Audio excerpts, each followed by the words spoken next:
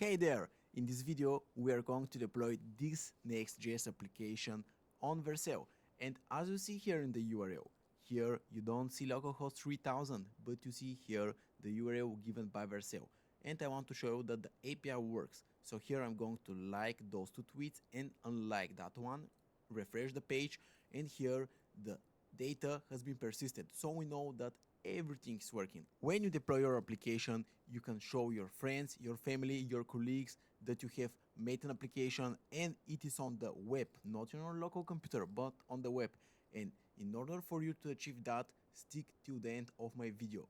Hey there, let's deploy our Next.js application. I have already started my local development server, as you see here, but we want to deploy our application on Vercel, right? And I want to spoil one thing to you right now, that deployment to Vercel is incredibly easy. So we can go here to vercel.com, and here I've been already logged in. So if you haven't logged in or registered, it is super easy to do, and after you are authenticated, go to vercel.com/dashboard. Here I am. Here click on the add new button and here project. Then you see here that we need to have a git repo of our project. So let's go to GitHub. Here I am going to GitHub and we are going to create a repo to push our project. So here click on new and then repository name, deployment to Vercel. You can name your project whatever you like and then click on create repository. Here we are redirected to a page with the git commands that we need to write. So here I'm going to go back to my VS Code, terminal, new terminal. So here let me first initialize our git repo. So here write git init, then write git add dot to add everything and git commit to commit every single file. So message will be whatever you like. I'm going to type commit. Click enter. Right now let me go back to the GitHub here and I want to copy the last three commands here that I have. Copy them and paste them into the terminal. Enter.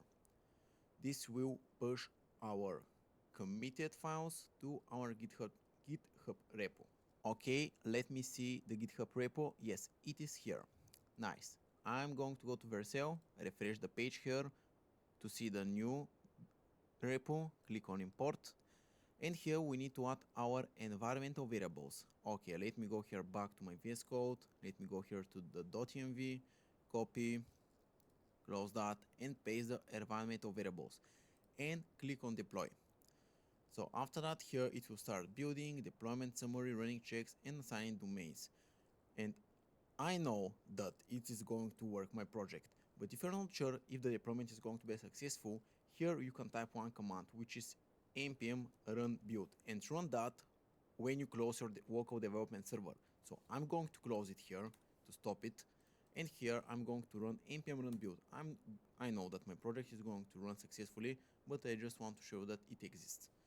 So here you see how it is checking, generating the static pages and stuff, and it's going to be a success. I know. Yes, as you see here, I think everything is a success. As you see here, our deployment has been successful. No screenshot available, that is not a big deal, no problem. Let me click here and you see here we are on the home page. Let me click on logout.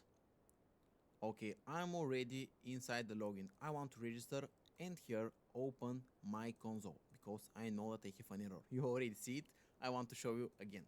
So here let me write user 123123. I don't have such a user in my database, and here password 123123.